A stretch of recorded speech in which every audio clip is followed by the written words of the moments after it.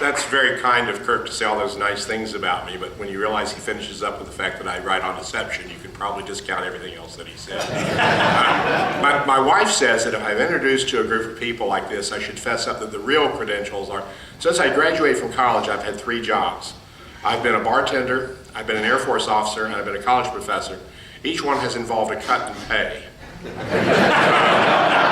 doesn't think that's that funny, but in any case, what I thought I'd do today is, in talking about Pearl Harbor, is kind of explain how I found myself having to develop courses for the Department of Defense on Pearl Harbor. This was in the mid-1970s, and they were wanting case studies on warning failures. And the most recent warning failure had been the Yom Kippur War of 1973. And I was at the National Security Agency, and with a group of students from the Intelligence College, which is run by the DIA, the Defense Intelligence Agency. And we had a bunch of folks out at Fort Meade, and I turned to the NSA people and I said, do you have anything on the Yom Kippur failure?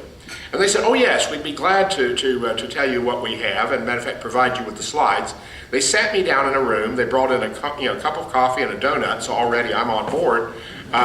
This was very, very nice. They were being very nice to me, and they brought in 2 very lovely briefers, a young man and a young lady who, again, kind of had that, the evening news, newscaster look, and they gave this incredibly detailed briefing on how the National Security Agency in the fall of 1973 had seen indications that there was a threat growing in the Middle East.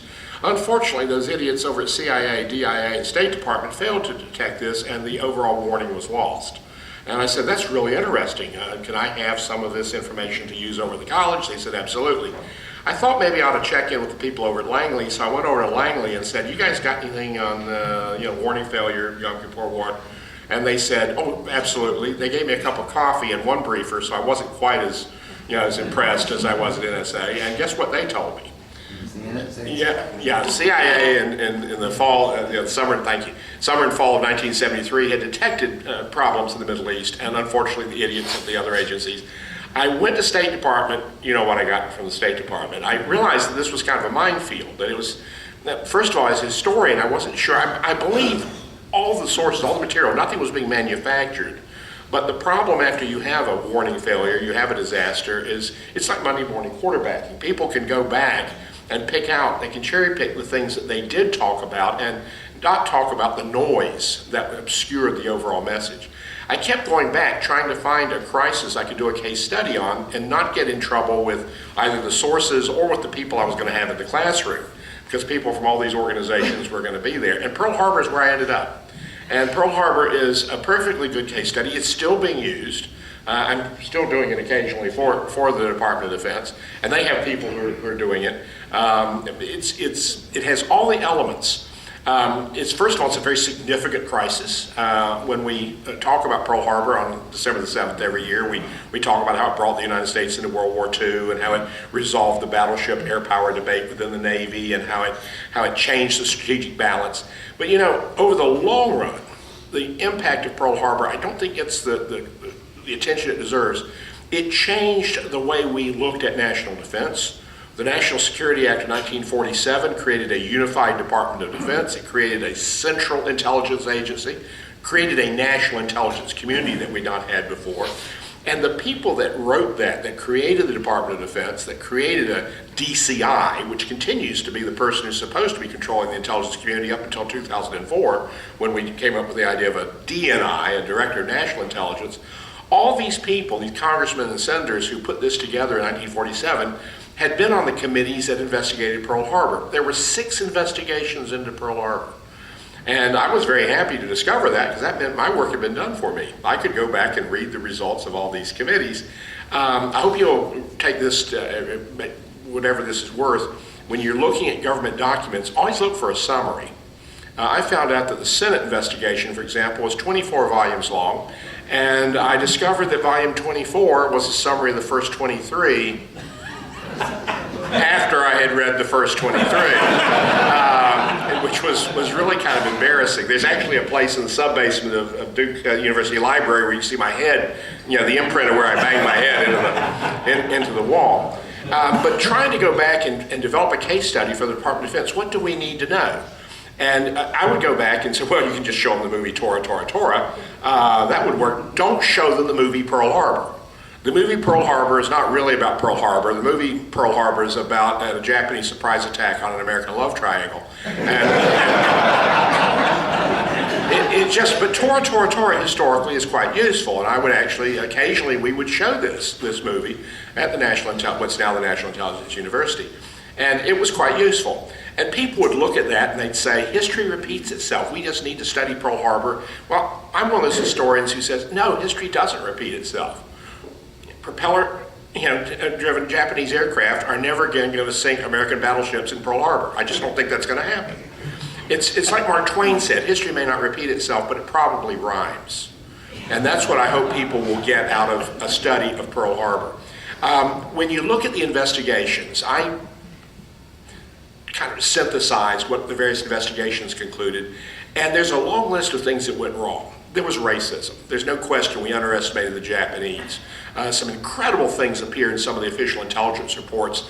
There's one report from a U.S. Navy captain in 2006 on the USS Marblehead, 1937, where he says he's doubtful that the Japanese can conduct successful carrier operations in periods of low visibility, of darkness at dawn and dusk, because of the notoriously poor eyesight of people with slanted eyes.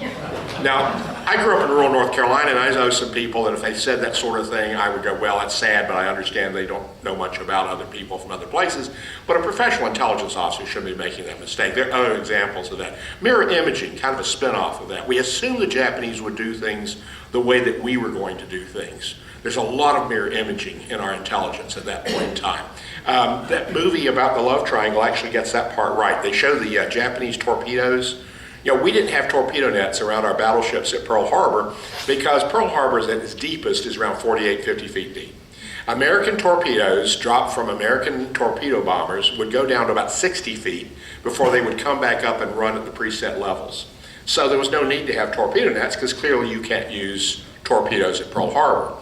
Problem is, the Japanese didn't use American torpedoes. They used Japanese torpedoes with special fins that only went down to about 26 feet, and they worked just fine. Actually, we have accounts of during the attack of American naval personnel watching the torpedoes run through the harbor going, you can't do that. Cognitive dissonance, I think is what that is called. And so there's racism, there's mirror imaging.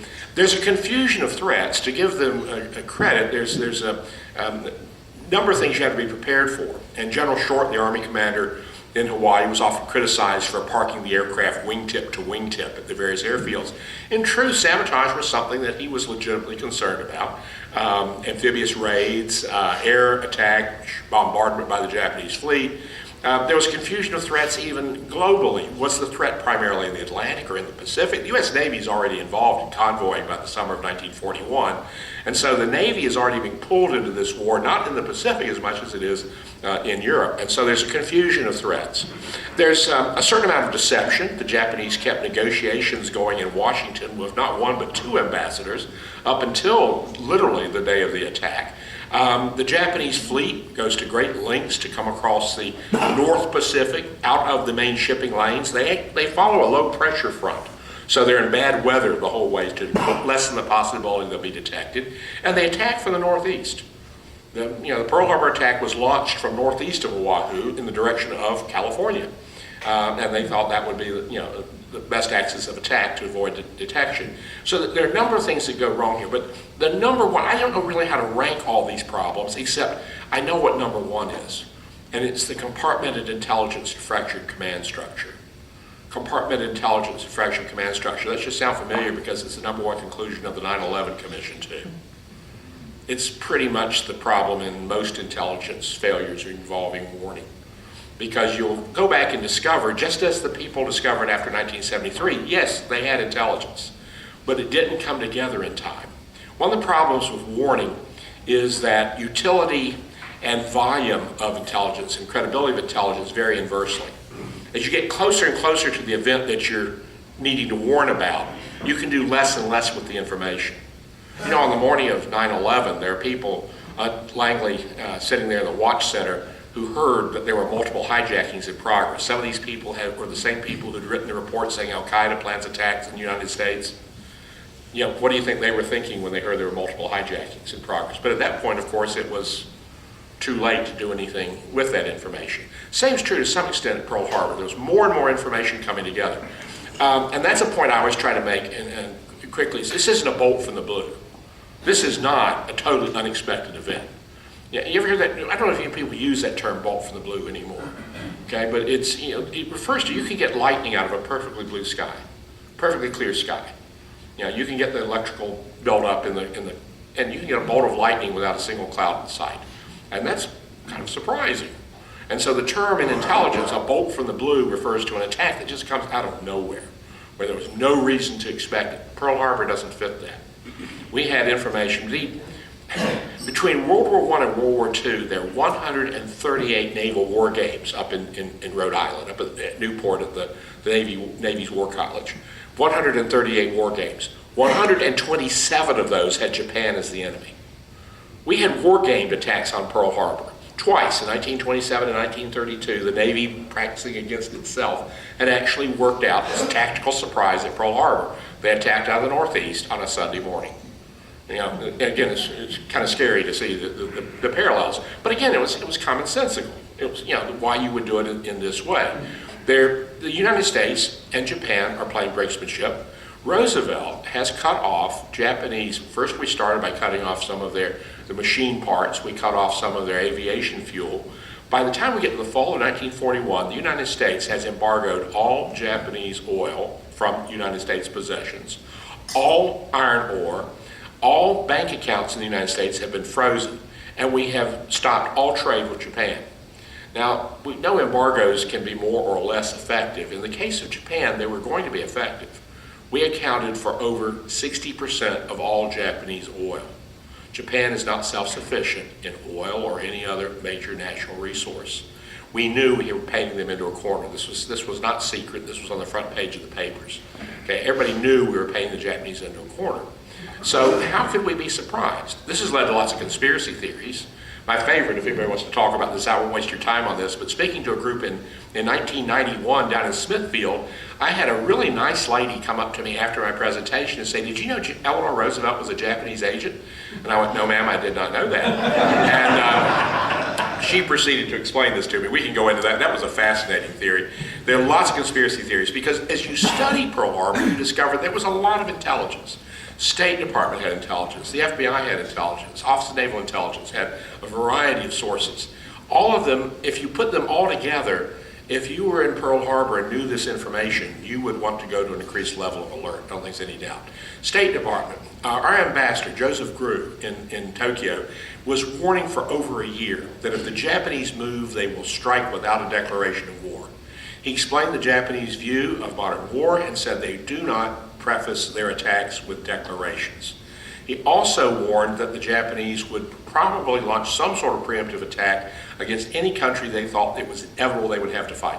They'd done this with the Russians in 1904, and this was Grew's warning. He was a student of Japanese history. He also sent a report, this one's always fascinating, in January of 1941, he sent a report that an American diplomat who had been, he was honest about this, had been imbibing alcohol at a diplomatic function, overheard either a Paraguayan or Uruguayan diplomat, he wasn't quite sure, who also had been imbibing alcohol, talked to a Japanese diplomat who had been imbibing alcohol, and the words Pearl Harbor had been mentioned. Now, I don't know what you do with that piece of intelligence, but the fact that Pearl Harbor had been mentioned at this diplomatic function talking about crisis between the United States and Japan, he thought this was important enough to pass on. In hindsight, after we got our hands on the Japanese records, we find that the Japanese had not planned the attack on Pearl Harbor in January of 1941. So if we had gotten alarmed about this, it would have been the right conclusion for the wrong reasons. But that information was in the kitty. It had been included in some of the reports.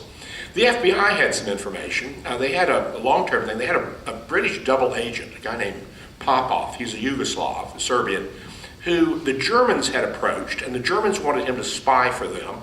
He didn't want to spy for the Germans, so when he got out to Lisbon, he's in the import-export business, and they let him out to Portugal to conduct his business, he went immediately to the British embassy and said, "Help me, the Germans want me to spy, what should I do?" And the British said, "Well, we think it's an excellent idea, matter of fact, we'll help."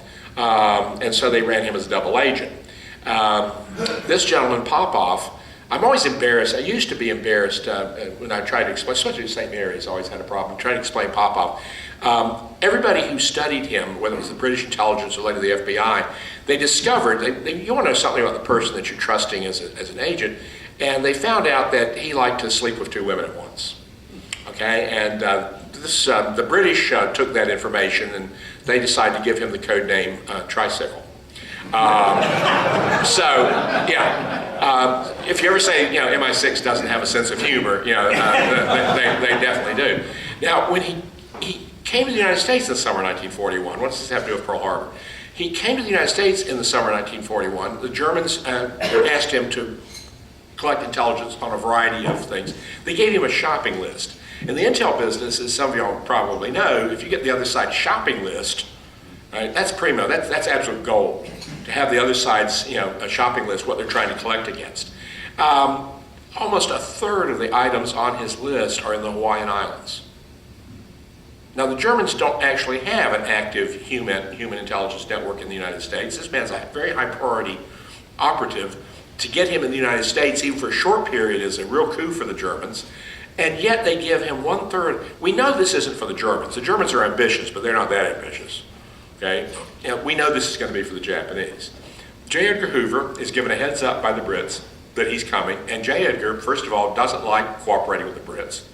He has questions about the legality, since he says we're neutral. That would have been news to Roosevelt, but the idea that we are neutral, that maybe he shouldn't be involved with the British.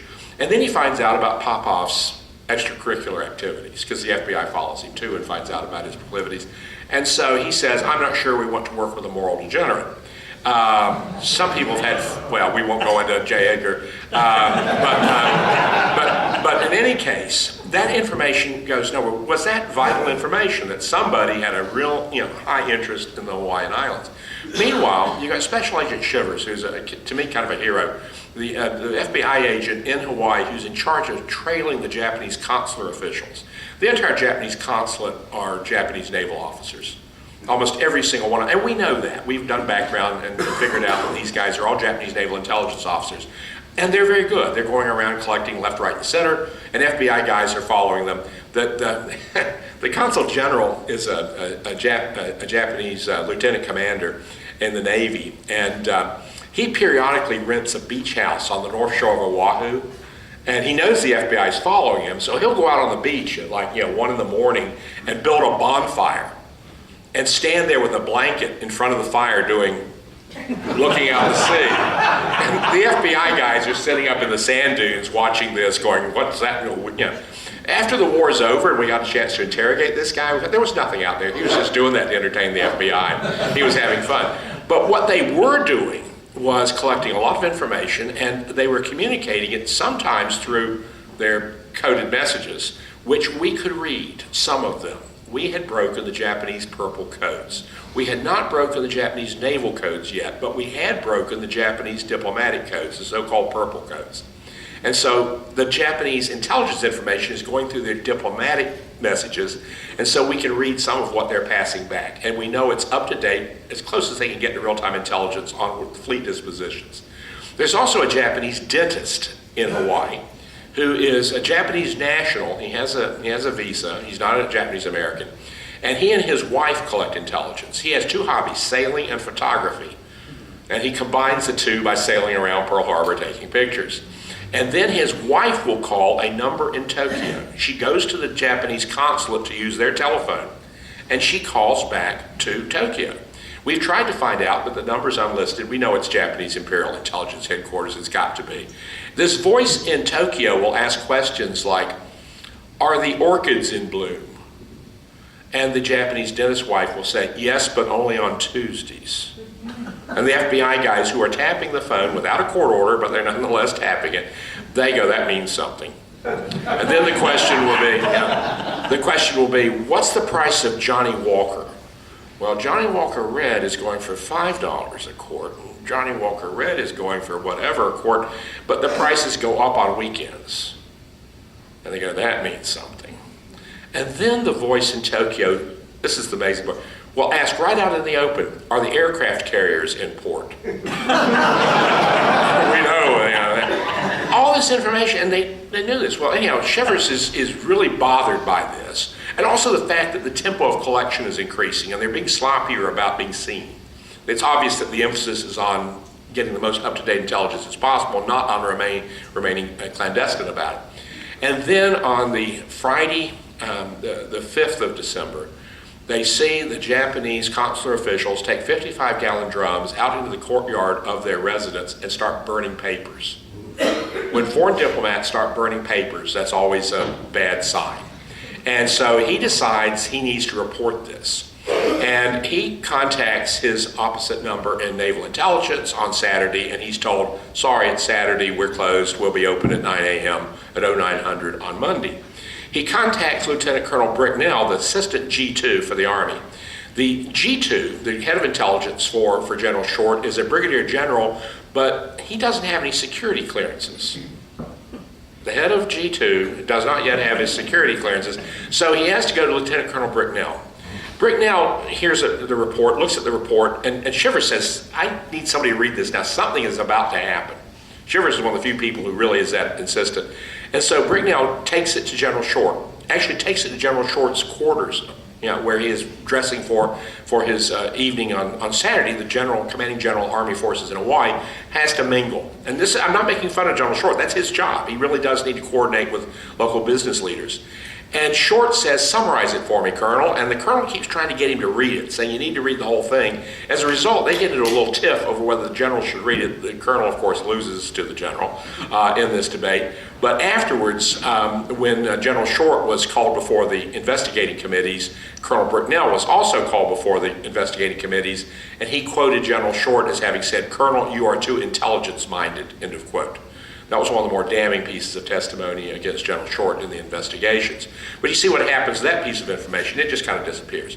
Naval Intelligence has some information, which is interesting. They can't really read the Japanese messages that they're intercepting. They pick up bits and pieces, they've broken part of the code, but they can tell where the Japanese naval units are. They can triangulate on the signal. And so they've been maintaining order of battle maps. Every U.S. Naval Intelligence Office in the Pacific, in the Philippines, in Guam, Midway, Hawaii, they have a map with little pins in it showing where all the Japanese naval units are. They can identify the ships by their call signs, and sometimes they can even tell who's operating the key. They get very good at being able to detect which ship is making what signal. And then in the middle of November, after having changed their codes twice, we watched them change their codes twice, they stopped signaling. There's suddenly radio silence. Every Japanese battleship, battle cruiser, heavy cruiser, aircraft carrier just stops transmitting. You can only do that if you have a preset plan. I mean, either they've just decided not to operate their naval units, or they're doing something that they don't need to communicate. This is probably, if I had to pick out one piece of intelligence that we missed, this was the one that should have had everybody really alarmed. Y'all, I take it, have lived in a house with small children? What's the most ominous sound? Yeah. As long as I can hear them torturing the cat, I'm fine. I can grade papers, I can do whatever. But the moment my kids, when they were little, when they got quiet, I had to get up and go on a search and destroy mission, because you knew when children are quiet, they're in the closet striking matches or something like that. And that's what we missed, I think. But anyhow, there are other examples. By the way, this is a 3.5 to 4 hour presentation, and I'm not going to inflict that on you by any means. And so we can go into more detail about some of the other things that were in this intelligence that was missed. But everybody in this room now knows more about what the Japanese were doing than any one person knew on December the 7th. The last bit that was interesting, those purple codes, we had a joint intelligence unit in Washington. That's probably not the best place, the East Coast of the United States, to have the organization that was doing most of the breaking of the Japanese codes. But we were getting information, and on Friday, there was a message sent to the Japanese embassy in Washington that we read. We had broken their code, so we could read their message traffic. We would take the coded text, decode it, it would come out in plain Japanese. And then we had Japanese linguists who would translate it. And on the Friday afternoon, the Japanese embassy was warned, have people ready over the weekend. There's going to be a very long message coming in that you need to be staffed to deal with. And sure enough, on Saturday, the Japanese embassy in Washington starts to get what they're told is a 14-part message. And by when it starts to come in, we break it, and to our surprise, it decoded into English. We didn't have translate. It had already been put into English in Tokyo. The people sending it wanted to make sure that it was going to be clear. It's to be delivered to the State Department at 1:30 p.m. We're actually safe. We're half an hour off on it wasn't an exact hour as to when the Hawaii and Washington time. There was a weird half hour in there back in 1941. And they were to deliver them, very specific time. It was to be delivered to the State Department. You read the message, it's a point-by-point rebuttal of the American negotiating position over the boycotts. And the last part was a break in diplomatic relations. That's part 14. They come in, point after point, and they're taken to President Roosevelt late on the evening of Saturday, December the 6th. And Roosevelt looks at this message, and he turns to, I think it was Harry Hopkins was there with him, and he turns and says, this means war. Conspiracy theorists have had a lot of fun with that. But he says this means war. Now, with whom, it wasn't clear, or what time, or where, or none of that was clear. But he says this means war. And the rest of the 14 parts came in overnight. First thing in the morning, they show it to Admiral Stark, head of the Navy, and General Marshall, head of the Army. General Marshall and Admiral Stark actually get together, which was a rarity. And they got together and they decided not to send any more messages out to the Pacific because they thought it would just confuse things even more. They'd already warned them to be on their toes because of things that had been happening up to this point in time. That was in the last week of November. And now they decide we won't send another message. We just won't. But General Marshall keeps looking at that part saying it must be delivered at 1 o'clock. He says, what time will that be in Hawaii? There was a young major on his staff who'd just gotten back from Hawaii. And the young major said, that'd be around 7:30, sir, around 7:30 in the morning. Washington. He said, what time's dawn in Hawaii this time of the year? Young major said, 7:30. And General Marshall said, oh shoot, or something like that. And he said, I'm sending a message to Fort Schaffner. And they checked the radio room, and sure enough, they had clear communications with Fort Schaffner, but General Marshall had to put our message into code, right? Let the Japanese know that we were onto something.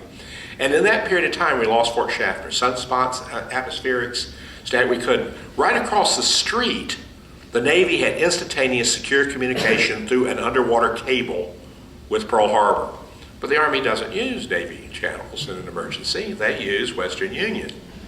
So it was sent, the message was sent in code by Western Union, the RCA building in San Francisco, by their undersea cable to Honolulu. It was delivered at Fort Schaffner a little after 11 a.m. as the last Japanese aircraft are leaving. By the way, in various movies, they show that message. In one of them, the message is delivered to a Japanese a teenager who smiles and says, thank you. Right, and that message isn't getting delivered. That was the race. And the other is the kid's riding up the hill to Fort Schaffner, and just as he's about to get there, and I've been in a movie theater where people actually yelling, "Go kid, go!" Like somehow we'll prevent Pearl Harbor. And as they're going up the hill, suddenly a Japanese Zero appears behind him and comes right up the road and strafes him and kills him. And as the kid falls off, somehow the telegram has ended up in his hand, and the camera pans in, and you see the hand trembling, and then it opens up, and the wind blows it away. It's a wonderful image, but it didn't happen. And everybody knows Japanese pilots were told high priorities kids on motor scooters. So there are all these different images we have of Pearl Harbor. At the end of the day, the image that you should have is that there were a lot of people who knew a lot of things, but none of this information came together. We're still working on that. That's why the Intelligence Reform Act of 2004, one of the biggest things that came out of that is the creation of an Office of Director of National Intelligence. It's currently General James Clapper, who's had an incredible career in a variety of fields in the intelligence community. And he is trying, and you talk about herding cats. We have 17 or 18 organizations in the American intelligence community. We had trouble when there were only 4. Now we've added more. By the way, after 9/11, we added 2 more. We added Homeland Security and the Office of the DNI. So we just keep adding, when in doubt, reorganize. And that's a problem, because until we get everybody to actually coordinate this information, I don't know where we're going to deal with all these problems. So I'll shut up. I'm sorry. No, that's great. Questions? Joe, awesome. What questions? There we go. Yes, ma'am. Has intelligence changed with social networking and the whole Facebook thing? Yes, ma'am. It has. Social media is also used as a weapon. There's a professor over at UNC, Corey Dauber, Communications Department, and she works on this all the time. And she works with the Army War College and some other folks down at Bragg. Dauber and I disagree about almost everything, except I admire her, except where she's wrong. We go round and round about this, but what social media is a way for various organizations to send messages, to indoctrinate people, to the whole cyber world has changed. Now, the problem is for a while, it appears the American intelligence community had an advantage in that Yahoo and Google and so forth, a number of these organizations ran through sites in the United States, and the US government was using these sites to access some of the information. And that, of course, this is part of the debate about how far we want to allow the government to interfere in our private communications. Certainly in social media, that's part of that. But yeah, it has changed. Part of the problem is the old drinking from the fire hose problem. There's so much intelligence out there. There's so much information available. And so by the time you sort through all of this, one of the things they do is traffic analysis. Even if you can't go through all the individual messages and so forth, you can tell who's talking to whom, and they try to sort that out. They try to figure out, you hear the term chatter that they use. That can be in almost any medium. It can be telephonic, it can be Facebook, it can be in almost any area, just trying to know who's talking to whom. You've seen this with Paris most recently, discussion about analyzing Facebook, and now with San Bernardino. Yes, sir. Okay, so what is the lesson here for terrorism and preventing another San Bernardino? You can tell I'm never going to run for office, because I'm going to say we're not going to stop it. It's going to continue. Warning failures are inevitable. It's impossible to detect every possible threat and every possible violent act. Matter of fact, most people in the business are surprised we don't have more, because it's just some of these things you can't, there's just no way. All the advantages lie with the attacker: time, place, method. And by the way, even if you're right, you can't always be sure you were right, because just because you take steps to stop something from happening and it doesn't happen. That's called the paradox of warning, by the way, and it's why a lot of people decide this isn't a good career choice. Because even when you're right, you get blamed. Because if you're right and you prevent the attack, the person who's taken the steps to prevent something that doesn't happen looks foolish, often gets criticized. Back in 2001, the Bush administration pulled Marines out of a military exercise in Jordan and took our ships out of all their port calls in the Middle East. We just started putting ships back into port after the USS Cole was attacked in October. And the Bush administration, the first few months they were in office, there was chatter, and they got worried that there was something being planned in the Middle East. And so right in the middle of an exercise, we pulled Marines out of an exercise in Jordan and ordered all our ships to sea out of the ports they were visiting. And the people in the media picked up on this and said, the Bush administration is a little windy. They're a little nervous because nothing happened. Well, the reason that nothing happened may have been because, we did the right thing. But how do you prove that? Proving a non-event, a counterfactual, is, so it's a very difficult business.